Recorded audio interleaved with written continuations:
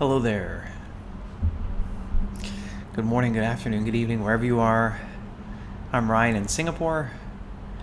Welcome to Mindfulness Hour. Welcome to this rather warm Saturday morning here in Singapore. Great to have you guys here today. So, yeah, we'll get started shortly. Today's practice is the longer loving kindness meditation. So what we've been doing in this past week is we've been doing several different loving kindness practices, and the longer version of this practice is, well, it's one of my favorite practices to lead. I feel it can be really impactful. It helps us to cultivate compassion and understanding and connect with our fellow human beings.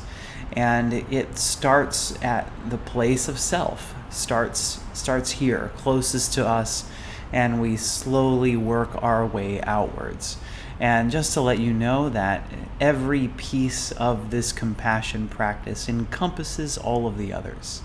So if at some point you realize, well, I don't want to go on, like I'm already feeling challenge in this part of the practice, and I don't feel like I want to continue on to keep moving outwards, or maybe it's not even fruitful to be moving outwards. So not even necessarily about the comfort level of you. It's, are you being successful, let's say, at the object you're at? And I think, I guess what I'm getting at here is that compassion and love towards yourself is often very challenging. So if you go through today's practice and you discover that loving kindness and compassion towards yourself is challenging, when we start to move outwards, no need to come along. Stick with this trying to cultivate loving kindness towards yourself, because this is challenging. And I think the way things go these days, there's a lot of self-hatred in the world. A lot of people who speak to themselves. If you listen to your inner monologue, it's one of cruelty and not one of kindness. And if you find that this is true for you, that often when you fail, when you have setbacks, that the voice in your head that talks to you, I guess, or that you converse with, this inner monologue isn't one of kindness, and it is one that could be even harsher than maybe we speak to our worst enemies. So if this is the case for you, maybe today when we go through each of the objects of loving kindness, instead of continuing to reach outwards, maybe stick with the object of self. So the objects we're going to walk through today are compassion towards self, compassion towards a good friend, so someone for whom it's easy for you to cultivate, or maybe you already have an unconditional love for this person. So this one hopefully is easy. I mean, a lot of times this one's easier than loving kindness to ourselves. After that, we'll move to loving kindness to a stranger, someone that we don't know very well or we have not yet formed opinions of. Then we'll move to loving kindness to someone who's challenging, someone who's difficult for us. So again, this is reaching out a little bit farther each time. And then finally, at the end, the fifth object of loving kindness is to reach ever outwards. So what can we include in our field of compassion, our field of loving kindness, our field of unconditional love? What can we hold inside of that space? So we can challenge ourselves to see, well, how vast is my ability to be loving and compassionate? And what's the purpose of this practice? We talked last time. Some people kind of say, well, it's to radiate our love outwards. It's to affect everything around us. And as amazing as that sounds, that's another thing that I talked about a little bit last week, is that, well, as great as that sounds, we don't know that's happening. It may be happening. There's no evidence to say that it isn't happening, but there also isn't any evidence to say that it is happening. What there is evidence for is that doing this practice changes your own mind, and changes not just your mind, but that you can see it physically. There's a physical change in the brain itself and how the brain works. So people who are doing compassion practice put inside the fMRI machine, people who have years and years of practice, the way their brain works, the way that things fire in here is different than the way things fire for people who don't have thousands of hours of compassion practice. So that's really what we're trying to do with this practice, is to change ourselves, is to have an inclination towards kindness, and maybe replace the inclination to cruelty with an inclination to kindness. And just as a little anecdote, one thing that I've kind of found is that the harder I am on myself in my life, the harder I am on everyone else around me. And I think part of that is a wanting to be in denial that I am responsible for the challenging situations that I'm in. Or to deny the portion of responsibility that I have. It's like every situation we're in, if we're in it, there must be some percentage of that situation that is related to us, right? So, this is what I find, is that when sometimes in these challenging situations, I try and push the blame off of myself to make myself feel better. And I think this is not a very healthy way to do things. The healthier way is to already have some compassion towards yourself and to recognize that you're human, you're going to fail, you are not going to be perfect all the time. In fact, you aren't perfect now, and that's okay. And that's what we're going to go through. And as we recognize that we're not perfect, it helps us to be more understanding to other human beings who are also not perfect. And as we're more compassionate and kind to ourselves, then that kind of anger and perhaps denial of the percentage of responsibility we have about our own situations, we can lean into that with a little bit more ease and not resist so much, and start to have compassion to ourselves. And through that, this is why I say in the beginning here, is that if you're having difficulty in self-compassion, don't move on to the other objects, because this self-compassion already, all of these other objects external to us already exist inside of the self-compassion practice. As you are more compassionate to yourself, you can't help but be more compassionate to those around you, because you recognize, you see that common humanity. You see that the difficulties that you go through are not unique to you, and you can't help but be compassionate to others once you start cultivating compassion to yourself. So just stick with whatever object, or walk through all the objects with me today. Do it however you like. If you enjoyed today's practice, and I know that sounds like the practice is already over, but it's just beginning. If we finish today's practice and you go, wow, I want to practice that again, I have a meditation, an audio meditation on Insight Timer called the Heartscape Meditation, inspired by Jon Kabat-Zinn. You can use that. And furthermore, this meditation today, this practice that right now is being recorded and will go to YouTube later. So there's a YouTube channel called Ryan's Daily Mindfulness Practice. So you can go and watch the replay if you want on YouTube. So the key theme here is keep practicing, because the more we practice, especially at compassion and mindfulness, the more ease that we can have in our lives. So we'll get started here in the 40-minute loving kindness meditation here shortly. But before we do, I'll just have a quick glance down at the chat. So hi everyone. Hi Rachel. Hi Cece. Barbara says, I'm rolling out the red carpet and will welcome the guest that comes today. Self-compassion is getting more familiar to me with practice. Thanks for sharing. Pingu says, we are the only one who knows what is needed for ourselves. And there's a magical quality to that. Thanks, Pingu. And Angela says, I love this. It's so true that we need self-compassion first. It is true. How can you fill up the cups of others if you haven't first filled up your own cup? We'll put on your oxygen mask first before attending to others, because you'll pass out first and won't be able to help. So, welcome everybody. We are going to get started here shortly. So, as a reminder, in these compassion meditations, no need to sit so formally. I would encourage you to sit as comfortably as possible. This is because we're not as focused on the body and sensations in the body as we would if we were doing like a 40-minute purely mindfulness practice.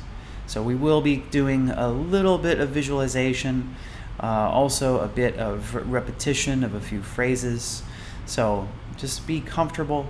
If during the meditation you want to shift your posture and move around, just do so freely and just remain comfortable and follow along with the meditation as best you can. So let's go ahead and get started. We will start with just a little bit of grounding and mindfulness.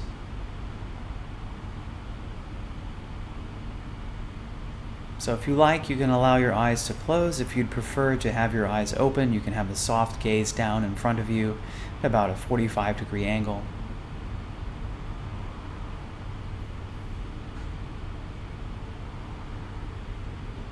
And so starting out by noticing the body. How do you know that you have a body? And there must be something that's telling you that you have a body, that you're not just a disembodied consciousness floating around, that you have some physical component of you. How do you know the physical component of you is here?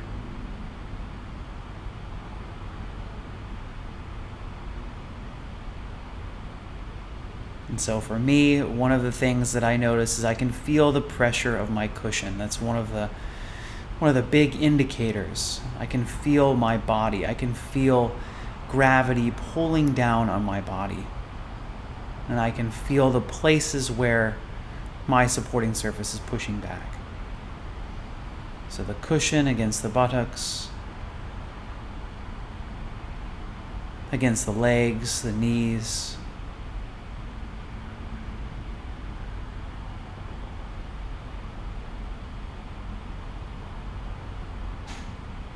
And like I mentioned, here in Singapore right now, it is hot.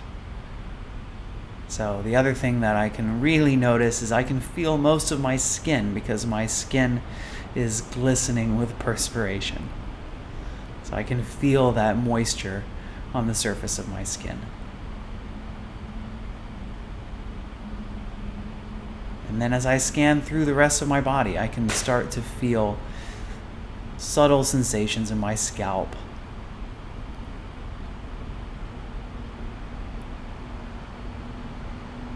I can feel the skin on my forehead.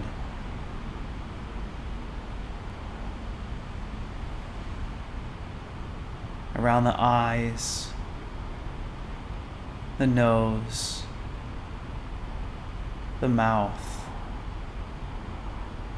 So just scanning through your body slowly, seeing if you can pick up subtle sensations in each part of the body. So continuing to go down to the jaw, the chin, the neck. Just seeing if you can check in with each of these parts of the body. The shoulders, the arms, the hands. Me, I have my hands resting on my thighs, so I can really feel the contact between my thighs and my palms, my fingers. And in fact, my fingers aren't completely in contact. As my fingers are slightly bent, there are areas of my fingers that are not touching my thighs, and I can tune into that sensation as well, that gap. So feeling exactly where it's in contact. Noticing the upper back. So here I can feel the perspiration, I can feel my t-shirt touching my shoulder blades, my lower back. I can feel a little bit of tension in the muscles of my lower back as I sit up straight. My chest, slight movement of the chest as I'm breathing.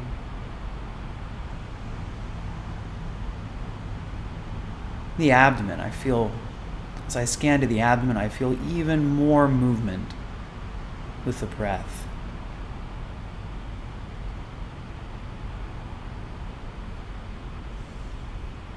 I can feel a kind of warmth inside my stomach as well. So, do you notice anything in the digestive system?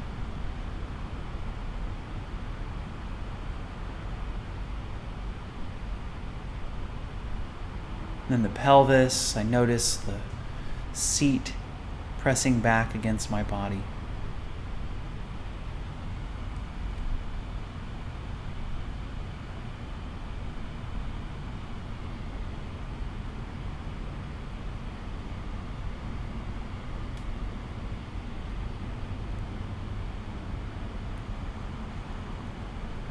My legs. And now as I come to my thighs, I can feel my palms against my thighs once again, but this time from the perspective of the thighs. So feeling exactly where my hands are in contact with the thighs. The knees now, feeling the parts of my knees that are in contact with my cushion.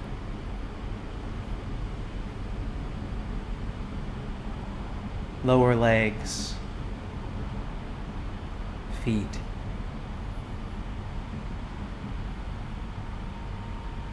So here we are. Here's this body. Here, right now, breathing, being alive. Maybe taking a moment to really appreciate the fact that you are alive, that everything in this body right now, for the most part, is working. And what a delicate balance being alive. So as far as this practice is concerned, no matter what you may feel about your body and the state of your body, there is more right with you than wrong with you.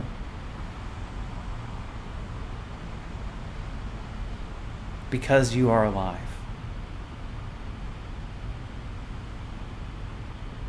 So perhaps starting our compassion practice with that gratitude, with that knowledge that I am alive. My body is keeping me alive automatically. I don't have to think about my heart beating. I don't even have to think about breathing. All of this stuff just happens.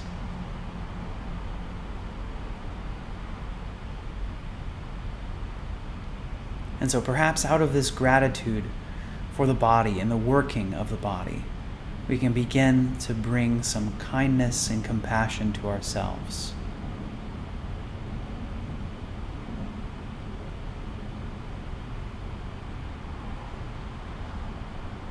Loving ourselves now exactly as we are.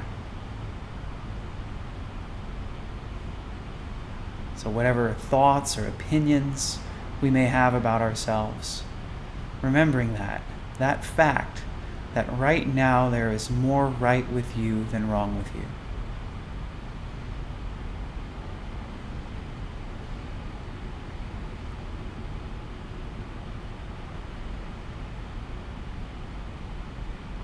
And if you're waiting for perfection before you love yourself, you're going to be waiting forever. Because perfection's never going to come. So when is the right time to love yourself? That time is now. Now is the right time. Can you welcome yourself? Can you love yourself in this moment?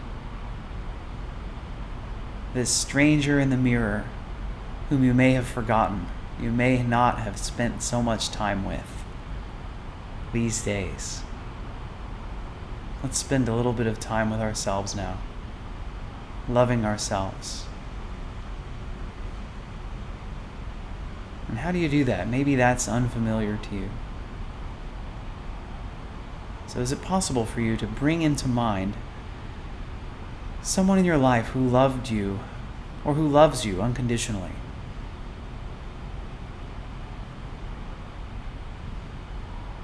This person doesn't require anything of you. But their love for you is unconditional. And that your happiness, your satisfaction, your fulfillment, your health, this is what matters to them. Just seeing you happy makes them happy. And they want the best for you. Can you imagine what it's like to be that person looking at you in this way?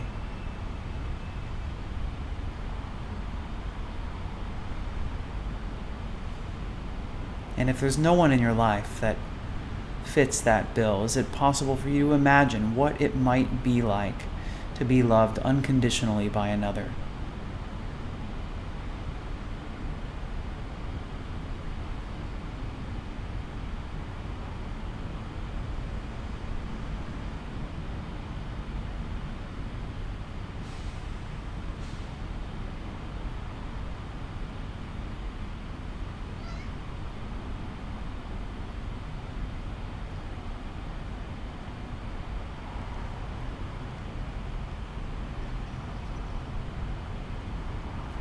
And as you remember that feeling, as you try to imagine yourself being that other person loving you, is it possible to let go of that other person and to bring that love inside of yourself completely so that there is no separation, so that the person loving and the person being loved are the same, that it's you?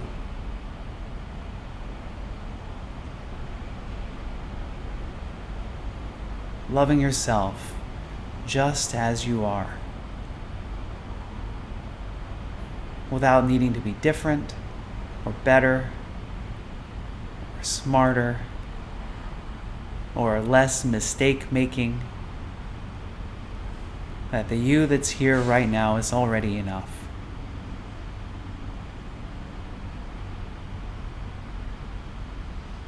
And that you do not need to be worthy or deserving of love, and you may not feel worthy or deserving of love. That does not matter.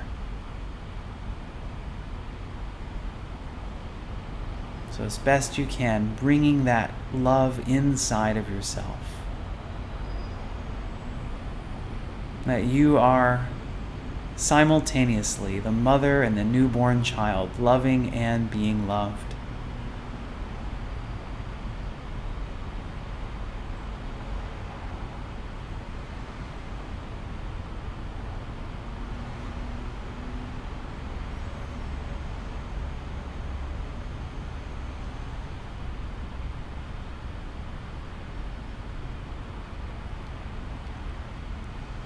And so maybe you don't feel anything as you're doing this practice, and that's okay too. That this practice is already very powerful just by trying to do it. So you don't need to even feel anything as you do this practice. And so for some of us, we may find that repeating a few phrases of well wishes towards ourselves can be helpful to continue cultivating loving kindness and compassion to ourselves. So if you like, following along after me, and you can customize these phrases to whatever works for you. But I'm going to use some of these universal phrases that you may already be familiar with. So repeating after me if you like. You can do it out loud or just in your mind. May I be happy and contented.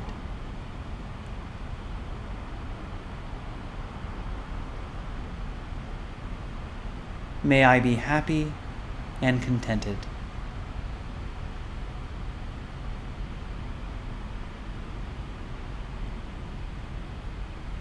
May I be safe and protected, free from inner and outer harm.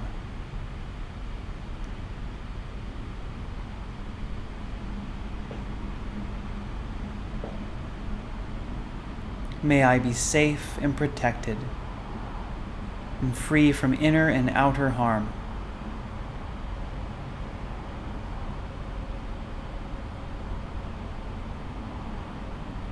May I be healthy and whole, to whatever degree possible for me.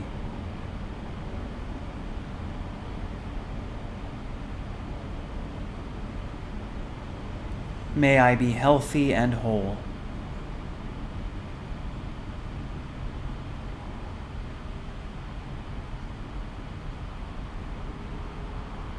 May I be at peace.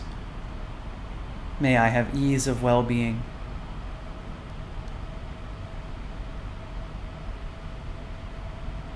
May I be at peace. May I have ease of well-being.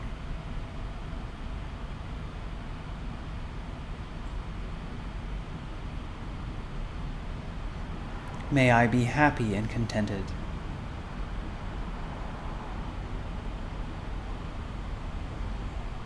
May I be safe and protected, free from inner and outer harm.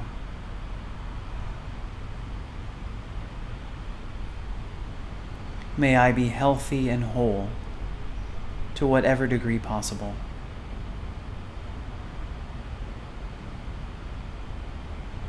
May I be at peace. May I have ease of well-being.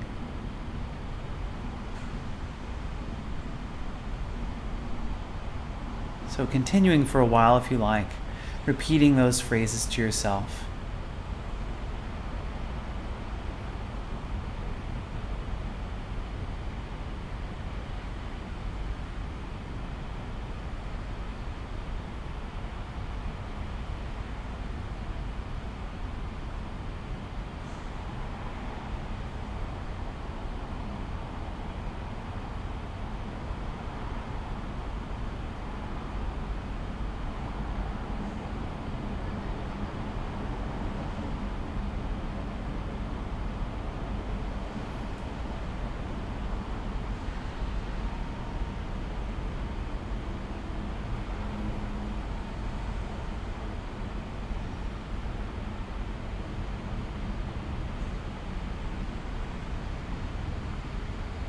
And so as best you can, not repeating these phrases like a mantra, not getting lost in the sounds of the words, but instead leaning into the feelings that go along and are associated with these phrases. The feeling of being happy,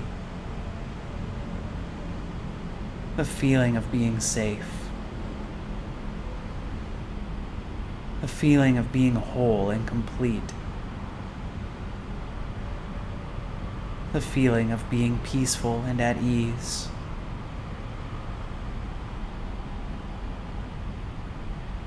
Wishing yourself well.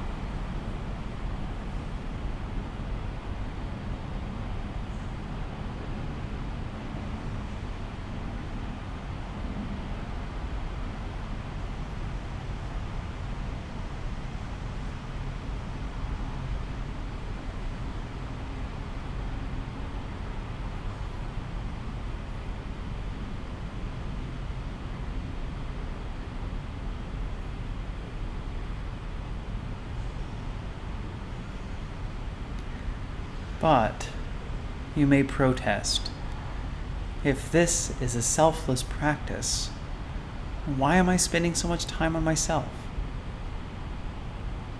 One answer could be, because you are not separate from this universe that gave rise to you, and are as worthy an object of loving kindness as anything else. and that in that interconnectivity between you and the universe, in a way, through loving yourself, you also love everything else in the universe. Where does me begin and where does me end? So no need to ponder. Just do the practice. May I be happy and contented. May I be safe and protected, free from inner and outer harm. May I be healthy and whole and complete to whatever degree possible for me. May I be at peace. May I have ease of well-being.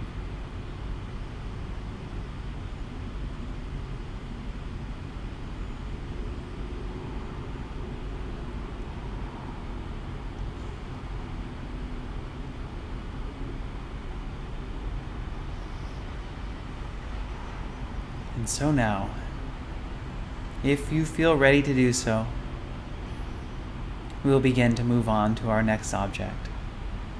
And if you're not ready, by all means, stay with this object of self-compassion. Again, every part of this practice lies inside of every other part. So if there's one part you'd like to continue working on and cultivating, it helps with all of the others. So let's move on, for those of us that want to a good friend. So bringing into mind a good friend could be anyone who's close to you, anyone for whom the feeling of unconditional love comes easily and naturally.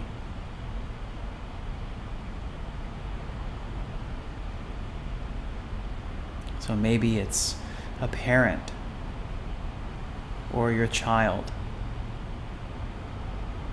or a cherished aunt or uncle, niece or nephew, grandparent or grandchild. Maybe it's a good friend or a neighbor. Possibly it's even your cherished pet.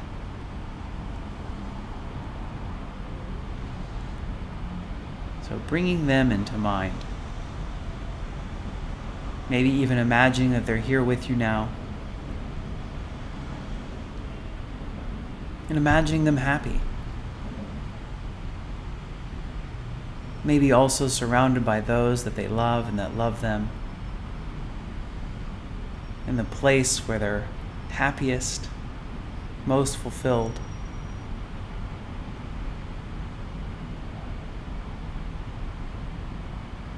Doing whatever it is that makes them happy.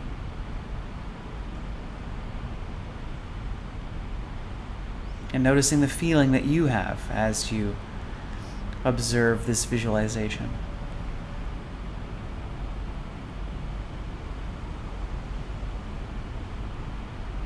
The feeling of seeing your friend being happy, content, fulfilled, loved.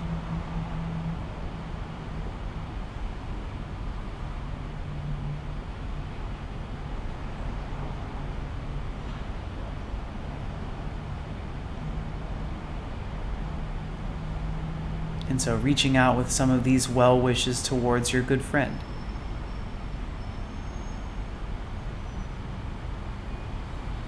And maybe even saying it as if they're here right now. May you be happy and contented. May you be safe and protected and free from harm.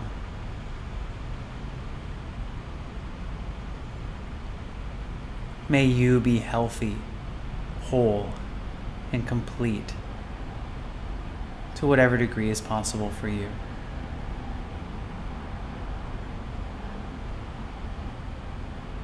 May you be at peace. May you have ease of well-being.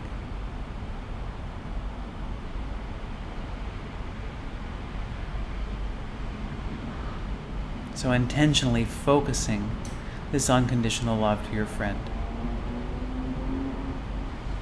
May you be happy and contented. May you be safe and protected, free from inner and outer harm.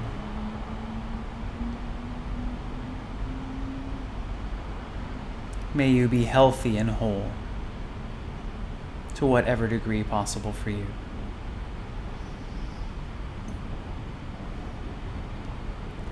May you be at peace. May you have ease of well-being.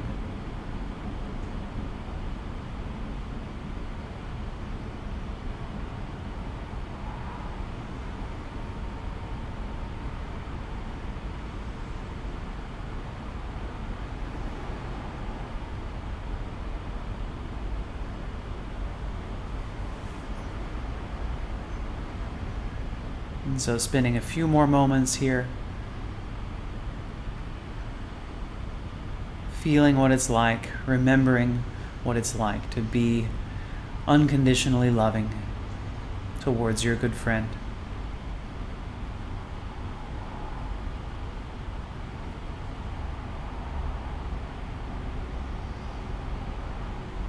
And then bidding them farewell, letting go of the imagery,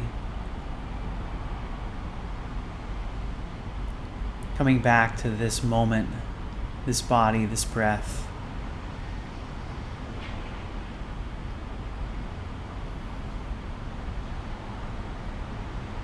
And now bringing into mind a stranger,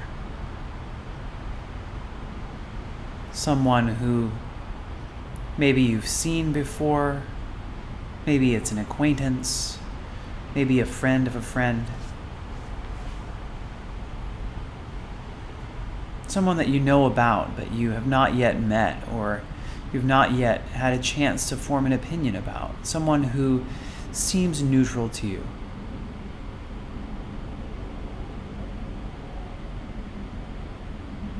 Maybe it's a bus driver, or the doorman of your apartment building, security guard. Could be the clerk at the grocery store or the convenience store that you frequent. Could be someone that you pass and by during your commute each day.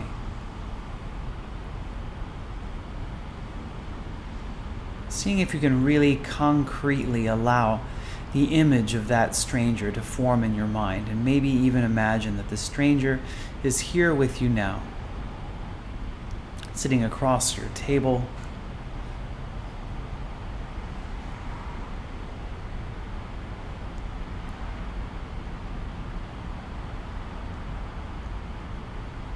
and remembering that this person is a human being, that they have a body, a mind, and emotions just like you do. And that they have had times of happiness, of joy, and fulfillment in the same way that you have. And they've also had times of struggle, of difficulty, of challenge, of sadness, of fear, of anger. Just like you have. This person in their life has experienced suffering and unsatisfactoriness, just like you have.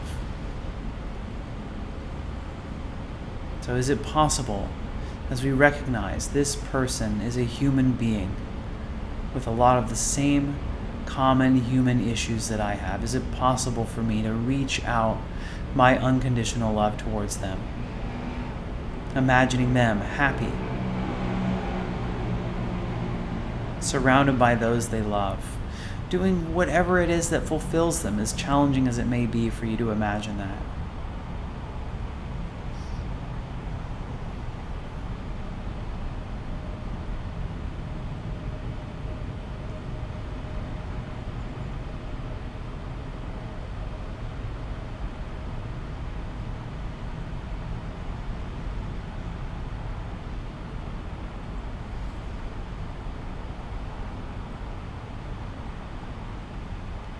And is it possible to wish them well?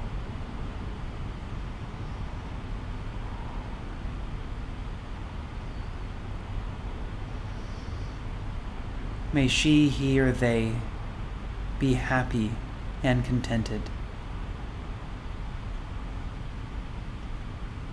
May she, he, or they be safe and protected, free from inner and outer harm.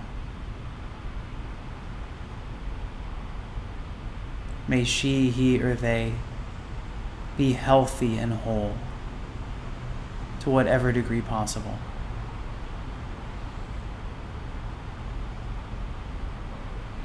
May she, he, or they be at peace. May they have ease of well-being.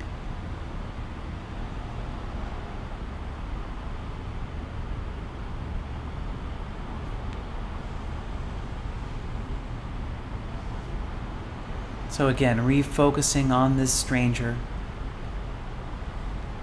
as concretely as possible, bringing them into mind, remembering that they are a human like you. May they be happy and contented.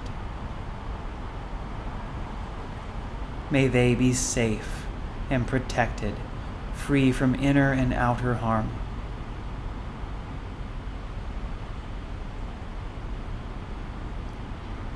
May they be healthy and whole to whatever degree possible.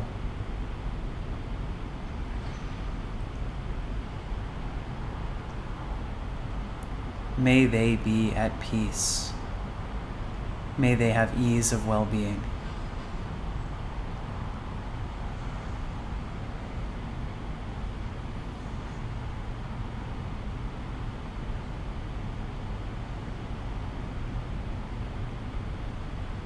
And so now on your next exhale, bidding farewell, letting go, letting this image of the stranger dissolve into the background. As we bring into mind someone challenging, someone difficult, someone who we may not see as similar to ourselves.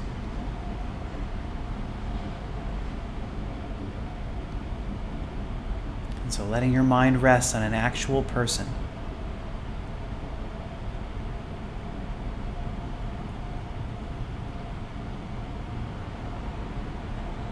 And remembering that they too are human just like you. That they also have a body, a mind, and emotions just like you. And this person wants to be happy. Even if this person's method of achieving happiness may seem confusing or irrational to you.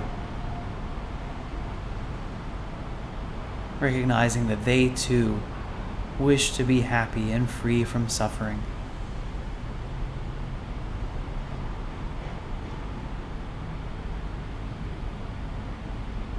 And even if they don't know, and even if you think you do know, the things that can help relieve their suffering and make them happy, just understanding that at this moment they are the way that they are. So is it possible for you, in recognizing this common humanity you share with them, to reach out unconditional love towards them also? Imagining them happy, fulfilled, surrounded by those that love them. What's that like? What's that feel like to wish happiness on that person who's challenging and difficult for you?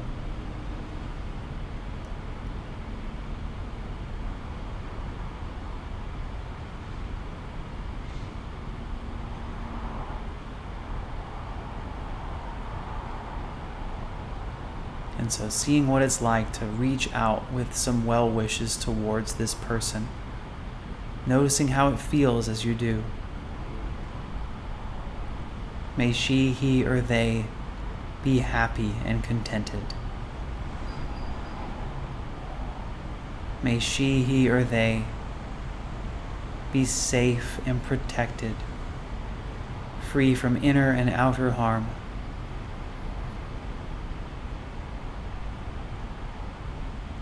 May she, he, or they be safe and protected,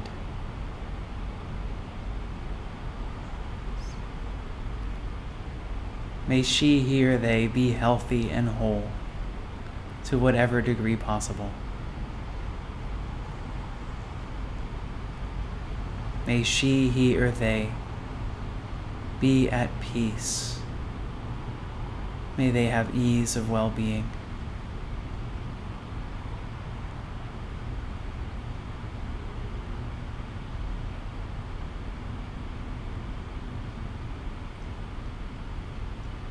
And so one more time.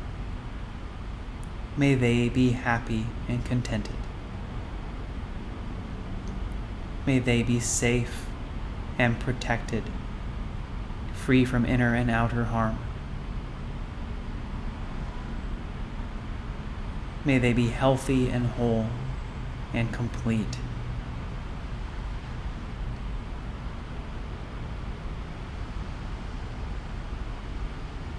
May they be at peace. May they have ease of well-being.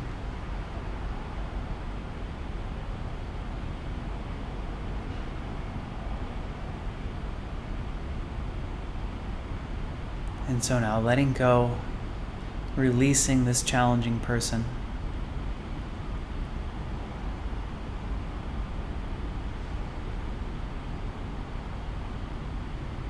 And now bringing into mind everyone who's close to you, all of your friends and family.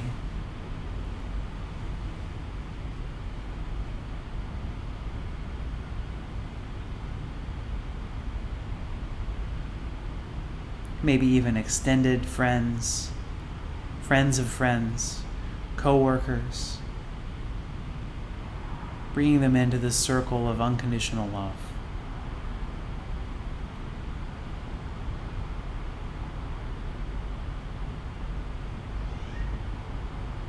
Reaching out your feelings of kindness and compassion towards them as best you can.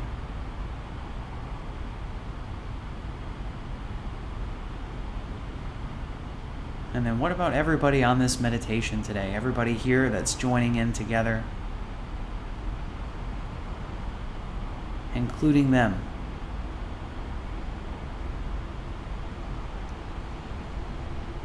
Is it possible for you to include your entire neighborhood, your apartment building? What about your city, your state, your province, your country?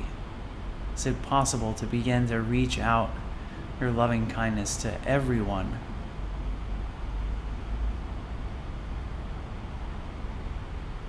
As you start to also reach around the world. In fact, we already have people from around the world on this meditation. So maybe even imagining each of those people being a node and their compassion interweaving with yours as we create this big net of loving kindness and compassion surrounding the entire earth.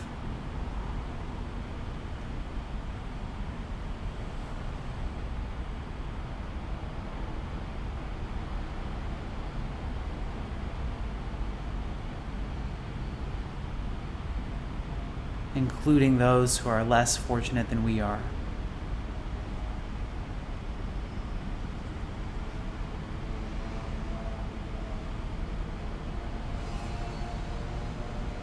Including those who don't have access to drinking water. Those who are starving. Those who are sick or dying. Those who are just being born. Those who have plenty those who are in power, those who are imprisoned, those who are at war, those who are at peace. Is it possible to wrap the entire world in our field of loving kindness?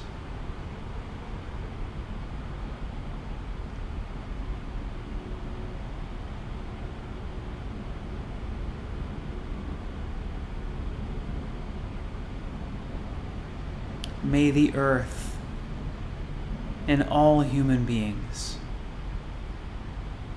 be happy and contented.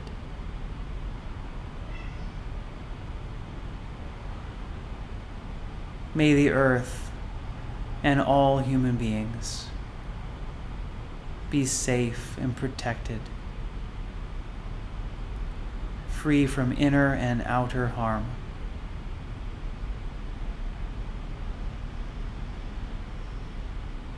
May the earth and all human beings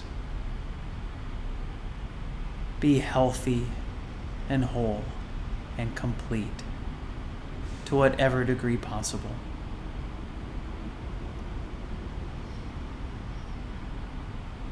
May the earth and all human beings be peaceful and at ease.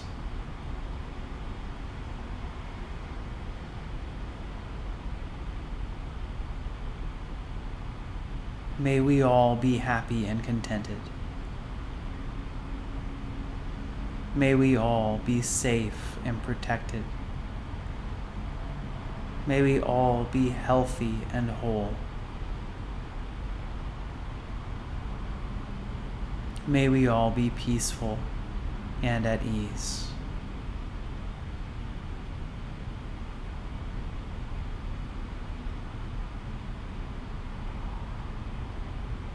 So for some of us, strong emotions arise as we do this practice. So as best we can now, just letting go of everything that we're feeling, letting go of this web of interconnected compassion. As we come back to ourselves, mindfully aware of the body, aware of the breath, aware of this person here right now.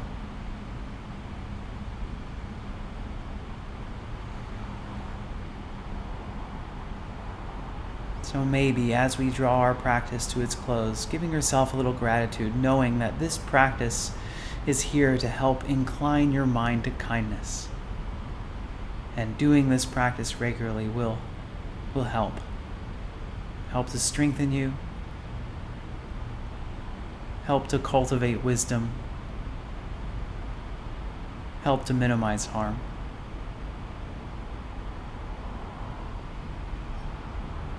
So well done. I'll close our practice with 3 rings of the bell.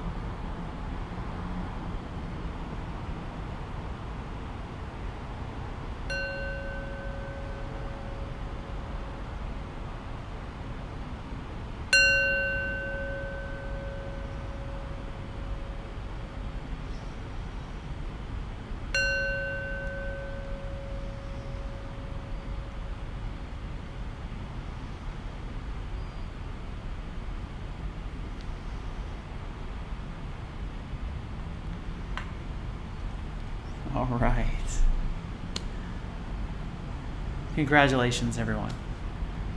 You made it through.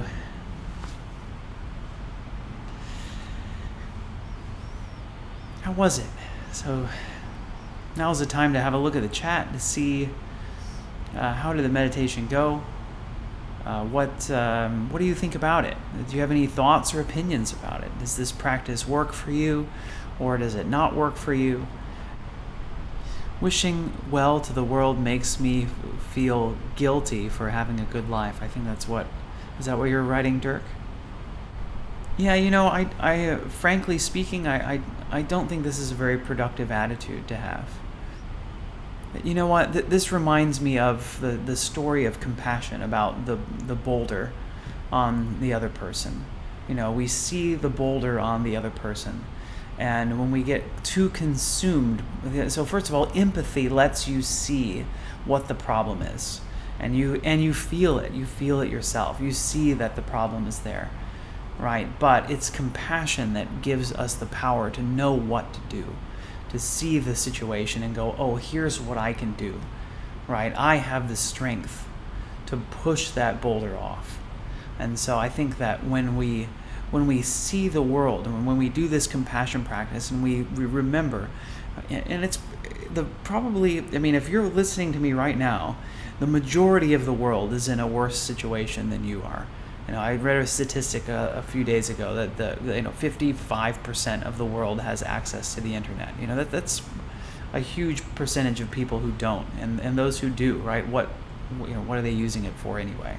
So the huge, I would say the majority. If you're watching me right now, the majority of the world is worse off than you are.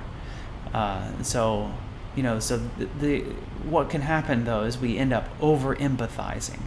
And because of that empathy, we end up feeling guilty for our lives instead of. So this is important, right? It's not to deny by any means that our life is better, but it is to remember, because we have so much, because we're given so much, because we have the strength to move that boulder. What can I do? Is there a way for me to help in any way, right? So I think and the very first step is this compassion, is to recognize that they are human, that they deserve love as well. And what small thing, it's Uncle Ben from Spider-Man who said, with great power comes great responsibility, right? If you're more well off than other people, there is something that you can do about it. And I'm not encouraging you to do anything specifically. This is all part of the practice as well. Is if you do find, I'm better off, maybe there is something that I can do to give back in some way. And this is a great example for me in my own life. One of the reasons that I do this daily practice is because it's had such a profound impact on me. And I think that, it gives me pleasure and joy to give back something out of my mindfulness practice to other people. And in fact, there's a part of me that goes, this is the compassionate thing to do. This is what I can do to help out. And there's, as you look for yourself, maybe you can think of other things. And like I said, I don't think feeling guilty about it is productive. This is your situation, right? You are where you are. You are who you are. And what can I do? What is my responsibility with this great power that I've been given? So thanks, Dirk. Thanks so much for bringing that up.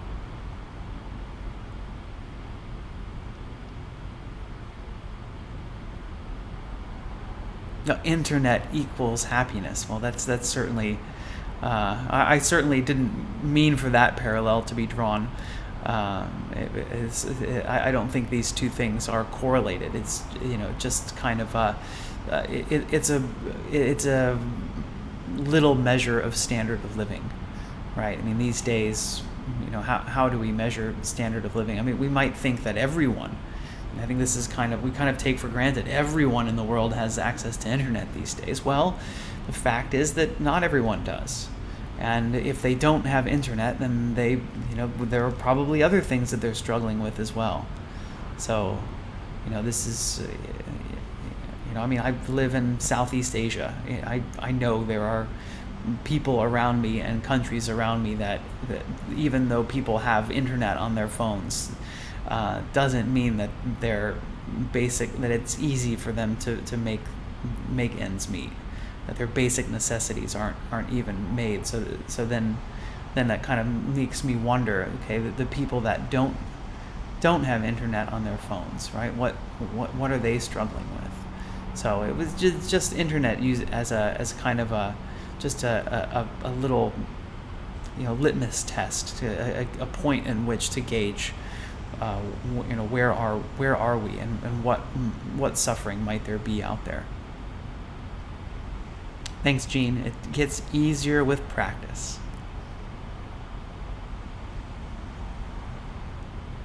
Yeah, I love being here, and if it helps, I want to be cautious not to say I love helping you, because I love to be here and to give what I give, and if it helps, great. But it's not. I try not to be so active, you know what I mean? Not like an active engagement in helping. It's more of a throwing out the life preserver, and then you have the choice whether or not to grab it. But thanks. I know what you mean, Gary. Thanks for saying that. John says, I feel that when our lives are going well, we are in a good place to send compassion and also literally help others in a variety of ways. Thanks, John. I agree with that completely. Barbara says, the fountain is a fountain, and what it does is overflow with water, and those around can drink. Thanks so much, Barbara. What a nice analogy. Okay. Well, my pleasure to be here and to share this practice with you. As you know, I have on Insight Timer the Loving Kindness Heartscape meditation inspired by Jon Kabat-Zinn. If you'd like to do this practice again in the recording, in the audio recording version of this on Insight Timer. Also, this practice right now is being recorded and will be uploaded to YouTube in, later today sometime. So in a few hours. So you also can rewatch this if you want.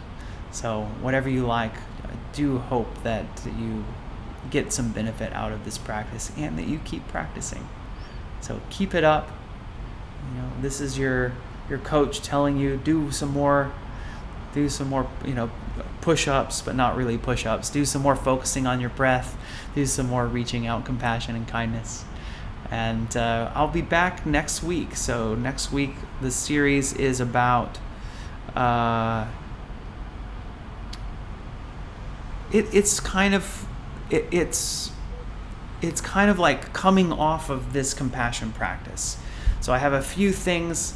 It's like the tip of an airplane wing, right? Yeah, the tip of an airplane wing. These little these little eddies of current, like these little eddies of turbulence kind of come off the tip of the airplane wing. So I feel like as we've been talking about compassion, I can't help but kind of do these sub-related compassion topics. So that's what we'll be doing next week, and slowly moving into our next set of topics. So yes, I will be back on the daily practice starting on Monday, and I'll see you then. So take care. Until next time. Oh, and I almost said bye early. Let's do, even though we've done a whole hour of compassion, let's go ahead and finish with the same way we always finish, with some well wishes. May I be happy and peaceful. May everybody here, watching, listening, wherever you are, I wish you all happiness and peace. And may all human beings around the world be happy and peaceful. All right, take care, everyone. Bye-bye.